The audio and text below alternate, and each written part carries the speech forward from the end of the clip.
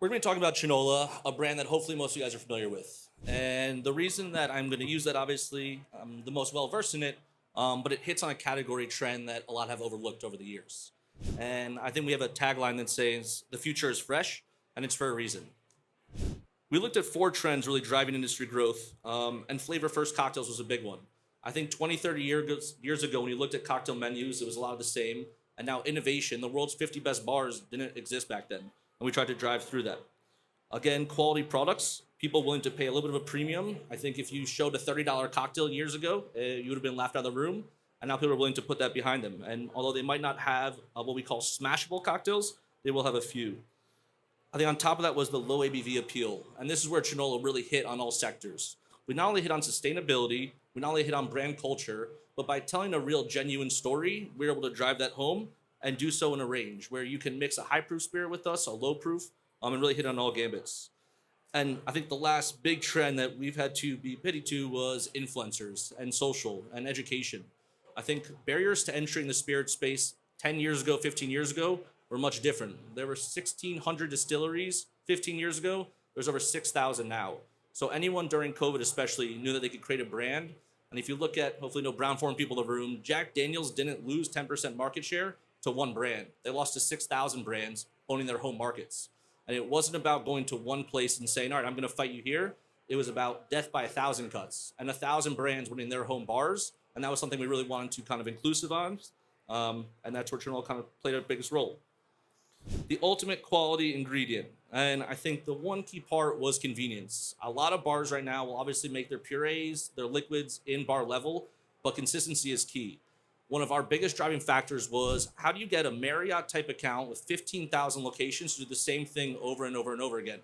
And although Chinola, if you guys have seen over the years, it was invented in a vitamin or a water bottle and a Vitamix blender, it would separate, it would brown.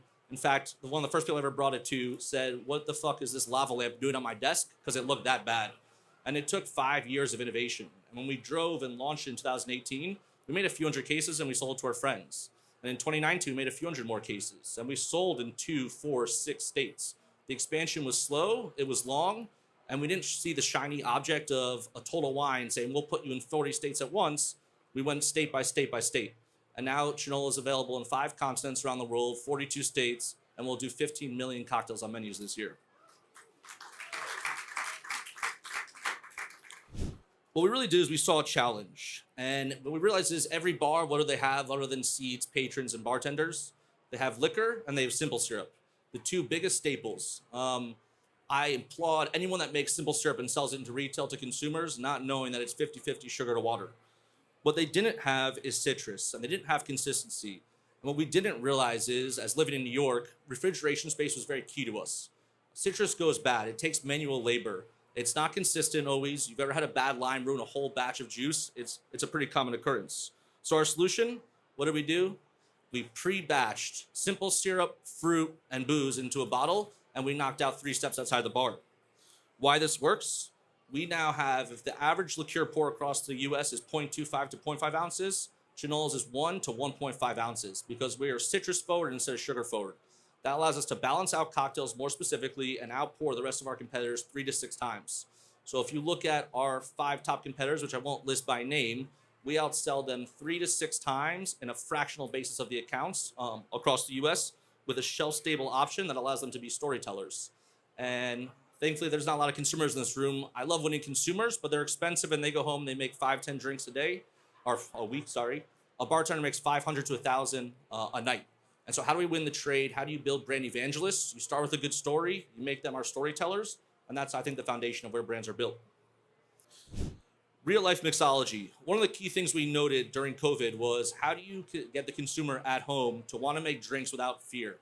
We started something called the chismosa, and it means the gossiper in Spanish. And it was 3 parts sparkling wine, 1 part Chinola. And that was our Trojan horse. Bartenders were furloughed. People were not going out, but they were entertaining at home. So how do we get a sparkling wine and just write sparkling wine? And how do we sell out a whole bar's La Marca? You get a server that doesn't know how to make a cocktail, but can pour 3 to 4 ounces of sparkling wine into a glass and cover it with Chinola. What's the next step? We took a whipped cream canister. We gave it to 100 bars, and we said, can you make a foam that goes on top of this at home? 4 ingredients, great party trick. Now put a cherry on top of that. Oh, well, now here's what a sangria is. Change the main ingredient, put a wine in there. Here's all ingredients you have at home. And how do we build out the back bar, making Chinola the foundation of it? And that's what we called at-home mixology made easier. I think one of the core things, and obviously I think one of the brands that did this best is Aperol. There's something called the Aperol Spritz. It's how you identify the drink. Although people have come on afterwards and tried to say, all right, well, here's our version of it. The key part is they said this is our version of an Aperol Spritz. So Aperol 1, you did by name definition. Chinola, we didn't think we could win that, but we said, can we create our 3 hero drinks? One, and sorry if it offends anyone, is the Porn Star Martini. One of the most famous drinks to ever hit Europe, now the second most searched cocktail in the world, and on the Renaissance. And although you can change the base spirit, you can't change the fact that it's passion fruit. And so we can at least go and attack that. The second one, the Mango Lassi. Lassi being almost a world quarter of the population, a very well-versed one. No one's made drinks in the U.S. geared towards Indian restaurants specifically, and we were able to hit on that demographic. And last but not least, selfishly my favorite, the Pina Colada, hence why pineapple was developed. And one, if you ever put pineapple into a blender, you can see that the foam hits the top, and it's almost impossible to maintain. So although we created flavors that mimic the Dominican Republic, we also created flavors that were hard to replicate across the board. And you've gone into a grocery store and you've seen fresh orange juice, you've seen apple juice, apple cider. Rarely do you see fresh pineapple juice, and that's what we put into a bottle. Lastly, will be unlocking new opportunities. I think one of the key things is to position your product as a key ingredient in the creative and innovation status of a cocktail mixology. I think one key part that I missed on this last slide, whether you're a liqueur, spirit, or mixer, relevance behind the bar starts with being part of the creative process. How do you become part of the creative process is the highest growth rate on how to drive your brand home. And I think this was a key part. How do we unlock a new flavor? How can we fit seamlessly between all trends, low ABV to high ABV, to fresh, sustainable, to pay fair wages across the board? And the best part is, how do you partner with the trade, the bartenders that sit in a bar 8-9 hours a day to go tell your story, make it resonate with them? We call those our brand evangelists. They brag about this story. We bring them to the Dominican Republic, and they say, that one time I went down there and I planted a fruit, and that will stay with them forever. And it's one of the ways we've been able to resonate with trade throughout time. Think that and activations and events like this. It's being with the trade, and this brand was created by the trade for the trade, and that's kind of where we expanded. So I think don't forget the trade. Always come back to BCB, and I appreciate you guys taking the time.